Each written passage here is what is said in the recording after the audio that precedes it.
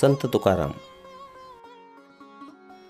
शिवाजी महाराजांच्या काळात तुकाराम व रामदास हे संत होऊन गेले. संत तुकाराम हे पुण्याजवळील देहू गावचे राहणारे. त्यांच्या घरी शेतीभाती होती. त्यांचे किराणा मालाचे दुकानही होते. त्यांचे वाडवडील अडल्यानडलेल्यांना कर्ज देत.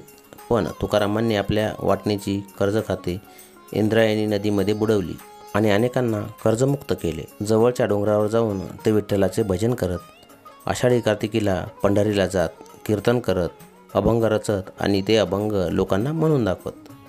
हजारो लोक त्यांच्या कीर्तनाला येत. संत तुकाराम लोकांना दया, क्षमा, शांती यांची शिकवण देत, समतेचा उपदेश करत. जे का रंजले गांजले त्यासी म्हणे जो आपुले, तोची साधू ओळखावा देव तेथेची जाणावा. हा संदेश त्यांनी लोकांच्या मनावर बिंबवला. लोकांच्या मनात विचार जागे केले. लोक संत तुकारामांचा जय जयकार करू लागले. आजही महाराष्ट्रभर आपल्या ग्यानबा तुकाराम हा जयघोष ऐकू येतो. ज्ञानेश्वरांनाच ग्यानबा असे म्हणतात. तुकाराम गाथा आजही घरोघरी वाचली जाते.